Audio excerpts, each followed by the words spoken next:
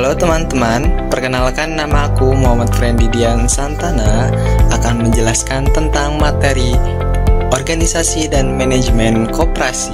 Organisasi koperasi adalah suatu cara atau sistem hubungan kerjasama antara orang-orang yang mempunyai kepentingan yang sama dan bermaksud mencapai tujuan yang ditetapkan bersama-sama dalam suatu wadah, yaitu koperasi. Selanjutnya, pengertian manajemen koperasi. Taylor menyatakan bahwa manajemen adalah upaya menyelaraskan perencana, pengorganisasian, penggerakan para staf, dan pengendalian atas semua aktivitas sehingga seluruh elemen organisasi mampu berinteraksi secara harmonis guna mencapai tujuan akhir organisasi. Perangkat organisasi ada 3, yaitu yang pertama ada rapat anggota, yang kedua pengurus, dan yang terakhir ada pengawas. Nah teman-teman, mari kita bahas satu persatu ya. Yang pertama yaitu rapat anggota koperasi. Rapat anggota mempunyai kekuasaan tertinggi nih teman-teman dalam organisasi koperasi. Dalam rapat anggota, tempat di mana suara-suara anggota berkumpul dan hanya diadakan pada waktu-waktu tertentu pada suatu rapat. Hal ini juga diatur dalam ADART koperasi. Rapat anggota tugasnya yaitu menetapkan yang pertama anggaran dasar, yang kedua kebijaksanaan umum di bidang organisasi, manajemen, dan usaha koperasi, yang ketiga pemilihan, pengangkatan, dan pemberhentian pengurus dan pengawas, yang keempat rencana kerja, rencana anggaran pendapatan dan belanja koperasi, serta pengesahan laporan keuangan, yang kelima pengesahan pertanggungjawaban pengurus dalam pembagian tugasnya, yang keenam pembagian sisa hasil usaha, dan yang terakhir penggabungan, peleburan, pembagian, dan pembubaran koperasi.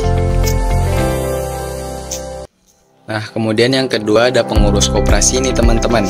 Pengurus koperasi terdiri dari ketua, sekretaris, dan bendahara, serta anggota yang dipilih oleh rapat anggota sesuai dengan anggaran dasar koperasi. Pengurus merupakan wakil para anggota yang memenuhi syarat dan kriteria tertentu, serta dipilih dan disahkan oleh rapat anggota. Pengurus dipercaya menjadi wakil anggota yang bertugas menjalankan, mengelola, dan memimpin jalannya organisasi koperasi.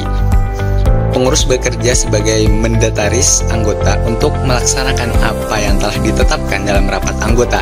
Selain itu, pengurus berhak mewakili organisasi di dalam dan di luar pengadilan bila terjadi suatu masalah. Sebagai mendataris pengurus, pada setiap akhir tahun pembukuan membaca laporan pertanggungjawaban kepada rapat anggota atau tugas-tugas yang dilakukannya dengan disaksikan oleh pejabat yang berwenang. Nah teman-teman, yang terakhir ada pengawas koperasi.